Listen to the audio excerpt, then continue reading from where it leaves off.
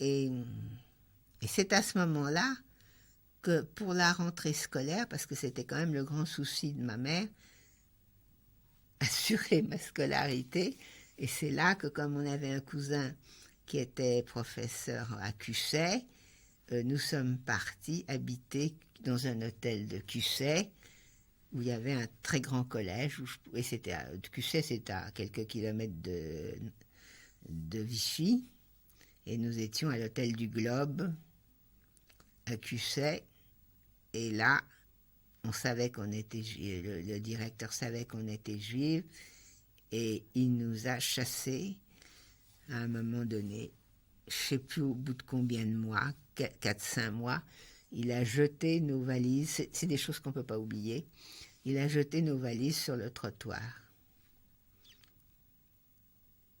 Et oui. Et vous, en tant qu'enfant, vous avez compris qu'il vous mettait à la porte parce que vous étiez oui, une famille absolument, juive. absolument, absolument. Oui, j'ai compris, parce que ma mère devait ne pas cacher qui elle était, elle n'avait pas honte, elle devait même, je dirais pas le revendiquer, mais elle ne se cachait pas. Et donc, le bonhomme, il a tout de suite compris à qui il avait affaire, et puis, puis ils ont dû se disputer, je ne sais pas ce qu'il y a eu, mais c'était par antisémitisme évident qu'ils ont jeté, nos valises sur le trottoir. C'est quand même... Bon, alors on est parti, et on est arrivé à Valence. Donc nous sommes en 1940 et vous arrivez à Cusset, non loin de Vichy. Et vous vous installez dans un hôtel. Nous sommes en 40, et nous passons en 41 là. Alors, dans cet hôtel de Cusset, c'est là où vous avez été renvoyé, en quelque sorte, par le propriétaire, parce que vous étiez juive. Et ensuite, vous êtes allé à Lyon, c'est ça? À Valence. D'abord à Valence. J'ai été en classe à Valence, et je me souviens du 1er mai 41, avec la Saint-Philippe. Alors c'était Philippe Pétain et la Saint-Philippe, et tout le monde était complètement fou. Alors que maintenant, on appelle ça la fête du travail. À l'époque, c'était la Saint-Philippe. Bon. C'est-à-dire, tout le monde était complètement fou? Pour Pétain. De sympathie pour Pétain. Et vous, qu'est-ce que moi, vous éprouviez pour lui? Nous, on trouvait ça ridicule. De toute façon, c'était un culte de la personnalité qui était déjà ridicule en soi. Et ensuite, Pétain avait signé l'armistice, il avait déjà fait. Moi, je ne savais pas le statut des Juifs, un des statuts du moins. Vous n'en avez pas entendu parler, non. Celui de l'automne 40? Non, non, à vrai dire, je ne le savais pas. Mais enfin, Pétain n'était pas spécialement sympathique. Il avait arrêté la guerre, et dans ma famille, on aurait préféré la continuer. Et votre père pouvait continuer à travailler? Oui, il a pu continuer j'ai su après, mais il a pu continuer à travailler un peu, mais pas longtemps. Il a dû s'arrêter en 41. Mais il a continué en 40 et une partie de 41. Et donc, c'est à la rentrée 41 que vous arrivez à Lyon, c'est ça? C'est ça. Alors là, je suis admise au lycée Edgar Quinet, qui s'appelle autrement maintenant, qui était un des meilleurs lycées de France. C'était un lycée de jeunes filles. Il s'appelle Édouard Herriot. Il est devenu mixte, mais il est toujours d'un très bon niveau. Et il se trouve que l'année dernière, le 27 janvier, on a posé une plaque pour les enfants juifs déportés. Et j'ai été invitée à la cérémonie. J'étais là. Il y avait 2 survivants, mais j'étais la seule présente. Et ça a été une cérémonie absolument extraordinaire. Bon, c'est un autre sujet. Donc vous arrivez à Lyon pour la rentrée 1941. À ce moment-là, vous êtes avec votre mère et avec votre père? Oui, c'est ça. Déjà, il ne travaillait plus. Déjà, il n'avait plus le droit de travailler. Et vous habitiez où à Lyon? Alors, d'abord, on a habité dans des hôtels sinistres, à la Croix-Rousse, ou je ne sais pas où. Mais c'était affreux parce qu'on changeait tout le temps d'hôtel, et puis c'était moche. Et après, on a réussi à louer un appartement à Saint-Clair, qui est un faubourg pas loin de Caluire, justement, Cuire-Caluire, l'endroit de Jean Moulin. Et on avait une vue sur le Rhône qui était absolument magnifique. Mais c'était un immeuble vétuste et insalubre. Enfin, insalubre. Il l'est devenu après, Et je sais qu'il est maintenant, qu'il a été démoli. Mais j'ai eu le temps d'y aller. Il y a une dizaine d'années, il était encore debout. Est-ce que vous avez le souvenir d'avoir entendu parler, en 41, ou surtout en 42, des rafles qui visaient les Juifs? Est-ce que dans votre famille, on en parlait? Alors non. Ce qui se passait, c'est que nous n'avions pas été... Nous ne nous étions pas déclarés comme juifs. Donc sur nos papiers d'identité, il n'y avait pas juif. On était en zone sud, donc il n'y avait pas de port de l'Étoile. Par contre, ma tante, la sœur de ma grand-mère, qui habitait Paris, qui était restée à Paris, avait été arrêtée à la rafle du Veldiv. Elle était à Montfort-l'Amaury. Donc en juillet 42? En juillet 42. Et arrêtée... les Allemands étaient allés la chercher, elle était chez des amis à Montfort-l'Amaury, elle habitait Paris, mais elle était partie à Montfort-l'Amaury pour le mois de juillet, et elle a été dans les camps de Pithiviers et de Beaune-la-Rolande, et elle nous envoyait des cartes, et on se rendait bien compte que c'était un régime épouvantable. Elle est restée, peut-être parce qu'elle était française. Elle n'a pas été déportée tout de suite, elle a été déportée plus tard, je ne sais pas très bien, mais elle est restée plusieurs mois, peut-être même un an, entre Pithiviers et Beaune-la-Rolande. Elle s'occupait des enfants et elle nous envoyait des cartes interzones qui étaient pathétiques. Donc on savait au moins ça. Qu'est-ce qu'elle vous disait dans ces cartes? Je ne m'en rappelle plus très bien, mais elle décrivait l'état sanitaire des enfants, je crois, qui était épouvantable. Il s'agissait de la sœur de votre grand-mère du côté de votre père ou de votre mère? De ma mère. C'est la sœur de ma grand-mère qui a toujours été très proche de nous et qui a été arrêtée en même temps que nous. Parce qu'elle habitait, elle habitait avec nous au moment de notre arrestation. Alors, en ce qui concerne les arrestations de juifs, moi j'ai pas l'impression qu'on en parlait un peu, mais par contre, l'été 42, on était en Savoie, en villégiature, dans un petit village, on a écouté la radio anglaise, et en 42, la BBC annonçait que les juifs d'Europe centrale étaient en voie d'extermination. Ça, vous vous souvenez de l'avoir entendu? Oui. Et c'était la BBC pour la France, donc c'est exprimé en langue française. Et le mot extermination était employé? Oui, c'était la disparition, l'extermination. Je crois bien que c'est le mot extermination, qui était en train de se faire pour les Juifs d'Europe centrale. Alors, naturellement, on ne l'a pas cru, enfin, on a eu du mal à le croire, même nous, parce que l'incroyable reste l'incroyable. On s'est dit, c'est de la propagande anglaise. Est-ce vrai, est-ce faux? C'était très difficile de le croire. Et vous en parliez avec vos parents?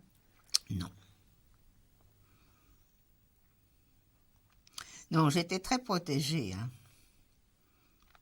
À tout point de vue, occupée par mes études, qui me prenaient beaucoup de temps parce que le niveau était très haut au lycée Edgar Quinet.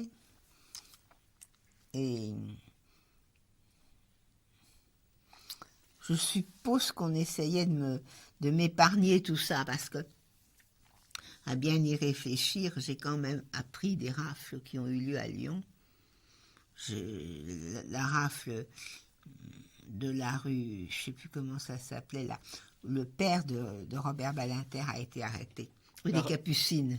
La rafle de la rue Sainte-Catherine, Sainte-Catherine, ouais, très bien, bravo, félicitations. La rafle de la rue Sainte-Catherine, nous l'avons su. Et l'arrestation de Jean Moulin, mais c'est un autre problème, on nous a dit, oui, un grand chef de la résistance a été arrêté, ça nous l'avons su aussi. Et vous avez le souvenir que dans ce lycée où vous faisiez vos études, il y avait un climat antisémite? Alors, il n'y avait pas de climat antisémite du tout.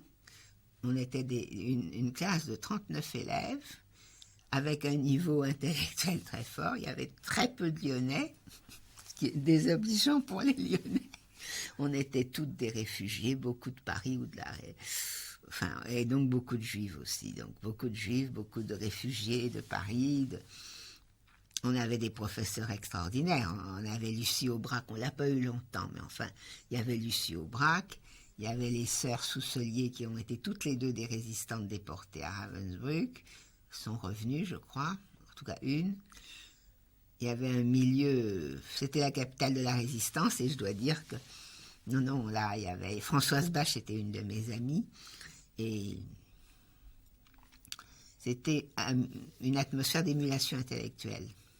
Et vous disiez tout à l'heure que vos deux parents étaient très engagés politiquement. Ah oui. Est-ce que... Enfin, ils n'étaient pas inscrits dans un parti, ni l'un ni l'autre. Hein. En tout cas, ils étaient très intéressés par les Très questions politiques. intéressés. Est-ce que vous savez s'ils se sont rapprochés de la résistance à Lyon dans ces années-là? Non, ils n'ont pas fait de résistance, ni l'un ni l'autre. Ça, je pense que je l'aurais su. Enfin, ils ne me l'auraient pas dit, mais non, de toute évidence, non. Mon père était âgé, enfin, il avait fait la guerre de 14, il a été né en 91. Il estimait qu'il avait assez donné pour parler un peu vulgairement. Et je pense qu'il ne voulait pas ajouter un autre danger à celui qu'il courait comme juif, parce qu'il était quand même très conscient que, comme juif, d'ailleurs, il avait beaucoup maigri, Non, je crois que lui sentait venir les choses d'une manière implacable. Et comme il aimait peindre, et c'était un hobby chez lui, on peut voir ses portraits qu'il se faisait, ses autoportraits, il était de plus en plus maigre, de plus en plus visage creusé. Donc lui, il a vu arriver les choses, c'est clair, mais je ne pense pas qu'il en parlait beaucoup, en tout cas pas à moi, et je ne suis même pas sûre qu'il en parlait à ma mère, mais il sentait venir. Il était très inquiet. Est-ce que vous vous souvenez du moment où les Allemands sont entrés dans Lyon, au moment en fait où ils ont envahi la zone sud? À la perfection. Nous étions donc à ce moment-là à Saint-Clair, et c'était par là, enfin une des routes par lesquelles ils sont entrés.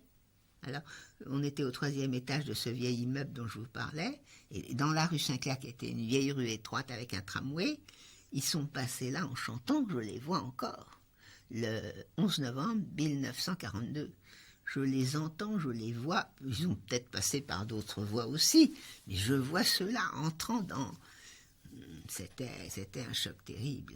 Ils étaient comment? Ils étaient militaires, c'est-à-dire qu'ils avaient des casques, ils avaient leur uniforme vert de gris, leur casque vert de gris, je suppose un portage dans le dos, quelque chose comme ça. Ils chantaient leurs fameux chants, qui sont très beaux d'ailleurs. Mais enfin, c'était horrible, quoi. C'était... Les voir là, c'était... Pour mon père, c'était particulièrement dur d'ailleurs, parce que vraiment, il n'aimait pas les Allemands, et il avait réussi à leur échapper pendant la Première Guerre. Et il était... Si quelqu'un a souffert de nous trois, moralement, c'est mon père.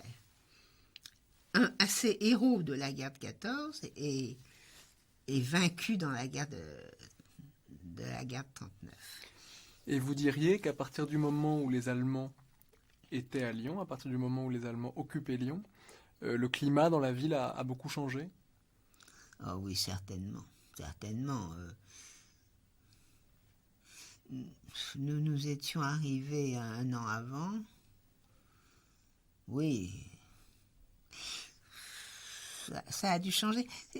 Pour les Juifs, c'était extraordinaire. Ils n'ont pas été soumis à l'étoile. Je l'ai su après. Hein. C'était seulement dans la zone nord. Donc, j'ai pas eu à... De toute façon, comme je vous ai dit, on n'était pas déclarés, mais on avait trois identités, 3 cartes d'identité. C'était mal fichu. Hein. C'était évident qu'on allait être pris. Une carte à notre nom, une carte d'identité normale, si je puis dire, une carte. Un autre nom. On n'avait pas 3 cartes d'identité, excusez-moi, on avait 3 noms. Une pour la carte d'identité, une pour le courrier normal, les lettres, et une 3e pour les paquets. Parce que la sœur de mon père était réfugiée en Normandie, et là, elle pouvait elle avait comme mari un Autrichien qui avait un fort accent, un juif autrichien, et ils étaient dans une petite ville de Normandie, j'ai encore oublié le nom. Bref, ils avaient à leur disposition tout un tas de nourriture. Ils nous ont littéralement nourris par des colis, parce qu'on mourait de faim à Lyon. Ils nous ont littéralement nourris en nous envoyant tout ce qu'on pouvait trouver en Normandie. Donc on avait trois identités, et c'est comme ça que la personne qui nous a dénoncés a eu la puce à l'oreille. Ces 3 identités, vous pensez que c'est votre père qui a décidé de les prendre à partir du moment où il a compris que la situation était extrêmement dangereuse? Je pense qu'ils l'ont pris d'un commun accord, mais que ma mère, désirant ne pas échapper au sort de ces coreligionnaires, ils ont fait les choses à moitié. Mon père aurait voulu se cacher vraiment, ma mère ne voulait pas. Résultat, ils ont commis des imprudences énormes parce que les décisions étaient prises seulement à moitié. C'est-à-dire, mon père acceptait, ma mère était assez autoritaire, mon père acceptait, et le résultat était assez fou, quoi. Donc à ce moment-là, votre grand-mère... Alors ma grand-mère, entre-temps on avait déménagé, on n'était plus du tout à Saint-Clair, on était près de la place, rue Saint-Polycarpe, c'est près de la place des Terreaux, c'était un tout autre quartier, alors l'appartement était beaucoup plus grand, relativement plus confortable, et ma grand-mère s'était cassé le col du fémur. Donc on parle toujours bien de votre grand-mère maternelle. Maternelle. Et ma grand-mère maternelle, s'étant cassé le col du fémur, était venue chez nous et était soignée par une infirmière. Et cette infirmière, malheureusement, d'origine italienne, avait un bon ami Waffen-SS. Enfin, moi, je l'ai su après. Mais tout de suite, lorsque nous avons été arrêtés, mes parents, on a pu échanger un mot ou deux comme ça. C'était même avant d'être à Montluc, c'était ce qui servait de prison, c'était la caserne de santé de l'avenue Berthelot. Tout de suite, ils ont dit, quand ils ont pu se parler une seconde, parce qu'ils étaient séparés, hommes et femmes, c'est Narcisie. Narcisie, c'était le nom de l'infirmière. Ils ont tout de suite compris, pour eux, ça leur faisait pas un doute, que c'était cette infirmière Narcisie qui nous avait dénoncés comme juifs. Donc on arrive effectivement à ce 13 mai 1944. Alors on arrive à ce 13 mai. Qui est donc le jour de l'arrestation. Alors là, je me souviens que je lisais Victor Hugo, Les Misérables, et puis tout d'un coup retentit, ça devait être un jeudi parce que j'étais là, il était 10h du matin à peu près, un coup de sonnette et c'est la Gestapo, il faisait un temps magnifique et puis c'est l'arrestation, c'est-à-dire que trois types de la Gestapo, tout à fait typiques avec l'imperméable ciré noir et tout ça. Et ils voulaient nous faire dire qu'on était juifs et nous, on ne voulait pas le dire. Et mon père avait été baptisé, il avait un certificat de baptême. Un des chleux l'avait vu, ce certificat de baptême, sur le bureau, sur une table. Il me semble, mais là, je me souviens de m'être souvenu, parce que je ne m'en souviens pas vraiment, mais je me souviens de m'être souvenu que le chleu, il avait glissé le certificat de baptême sous une pile de papier, et qu'à ce moment-là, mon père ne pouvait pas le trouver. En tout cas, c'est effectivement un épisode que vous racontez dans votre livre. Je précise d'ailleurs que votre récit commence avec cette arrestation. Absolument. Et que donc c'est un récit que vous avez écrit en 1946, juste après la guerre. 47, oui, ça déborde un peu. Et vous expliquez effectivement que cet Allemand aurait caché le certificat de baptême de votre père. Absolument, absolument, parce que ce certificat de baptême avec les lois raciales des nazis n'avait relative valeur, mais c'était quand même un baptême à la naissance. Hein. Alors après, il aurait fallu prouver que mon père avait 3 grands-parents juifs, mais sinon c'était quand même un certificat de baptême. D'ailleurs, Aloïs Brunner, qui commandait le camp de Drancy, c'est pareil. On lui a fait valoir que mon père était catholique, et on a essayé de demander à ma cousine d'envoyer le certificat de baptême, ce qu'elle n'a jamais fait. Mais Aloïs Brunner nous avait dit, parce qu'on a été convoqués dans son bureau, en tout cas mes parents, et ils me l'ont répété, si le certificat de baptême arrive, vous ne serez pas déporté. Si le certificat de baptême n'arrive pas, alors là, vous serez non seulement déporté, mais vous serez séparé. C'est-à-dire que, comme si tout le monde était séparé, mais bon, enfin, il nous a raconté ça pour nous faire peur. Je ne sais plus très bien, mais il y a eu une entrevue entre mes parents et Aloïs Brunner à Drancy à propos de ce certificat de baptême. Et le certificat n'est jamais arrivé. En tout cas, donc parce que ma cousine a eu la trouille, moi je crois que c'est ça, hein, ma paix à son âme, elle est morte maintenant, mais elle a eu la trouille d'envoyer un certificat à Nancy, elle s'est dit, on va m'observer. C'est une femme qui a été d'ailleurs de toute façon assez monstrueuse après la guerre. En tout cas, le jour même de l'arrestation, votre père n'a pas trouvé ce certificat de baptême. Non.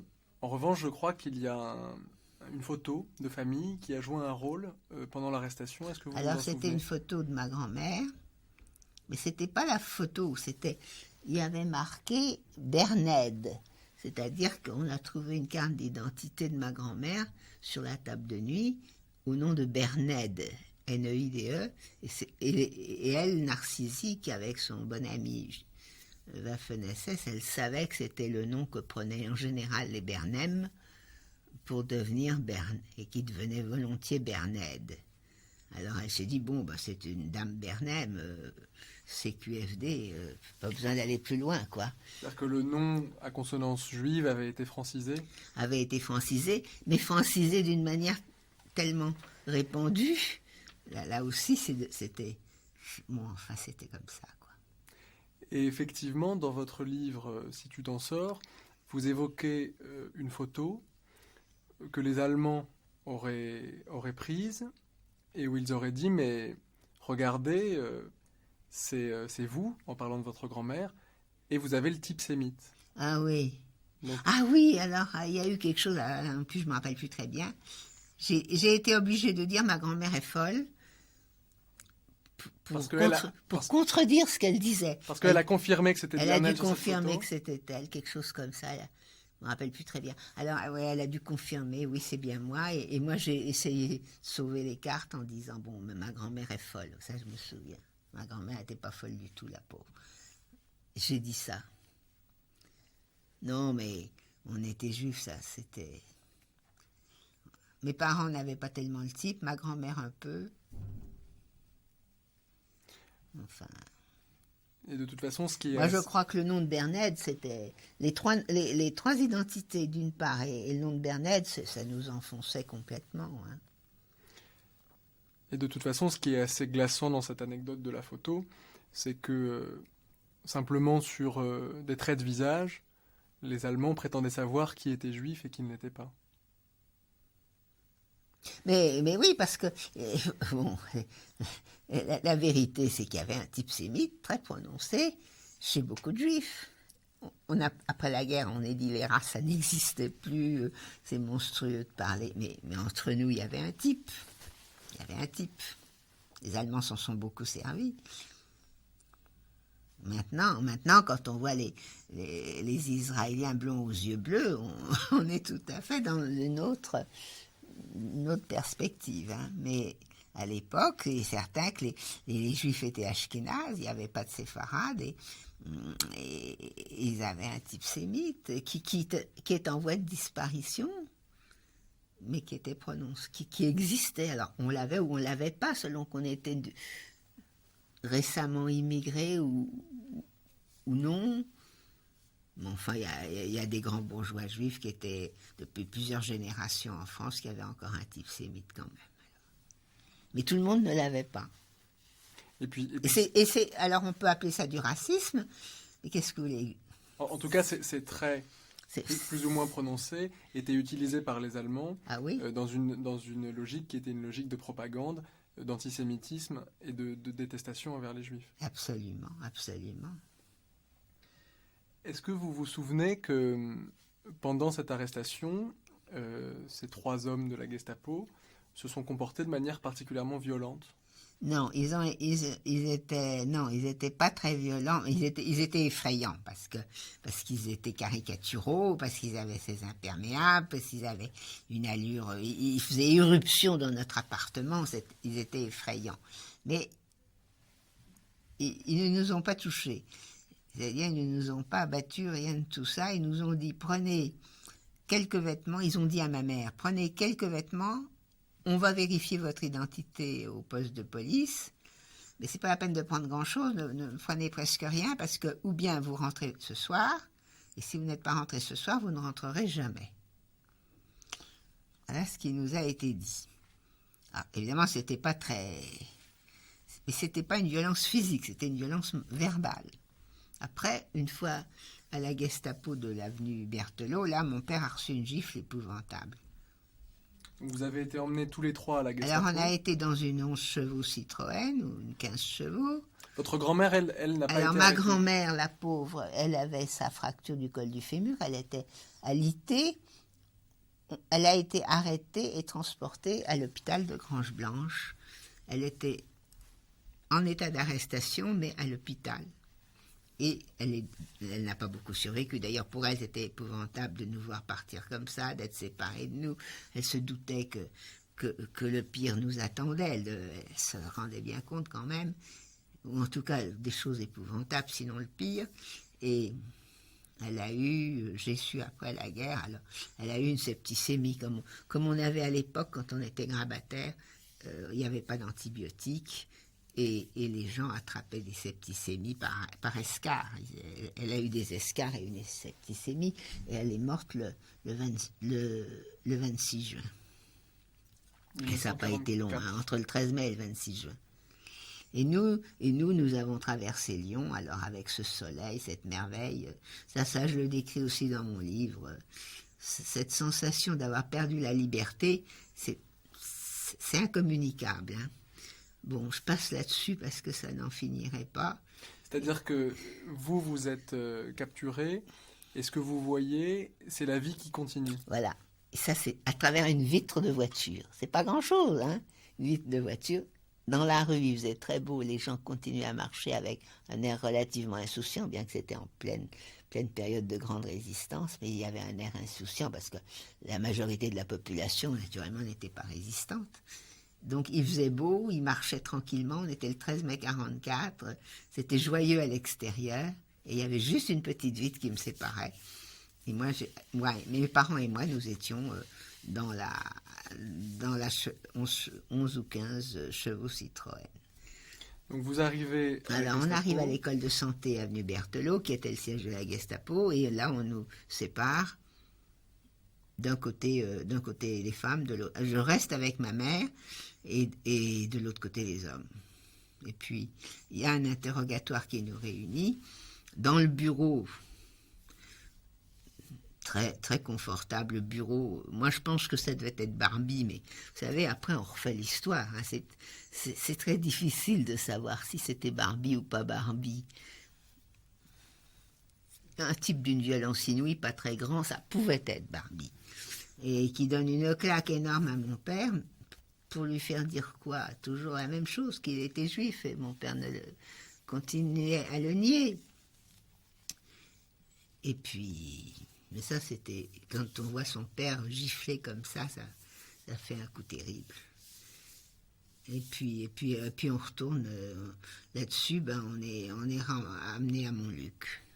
Alors là aussi, mon père tout seul d'un côté, ma mère et moi dans une cellule, minuscule une cellule, je sais pas moi, on était 5 ou 6, ça devait avoir 3 mètres de large, hein, à peine, enfin c'était horrible.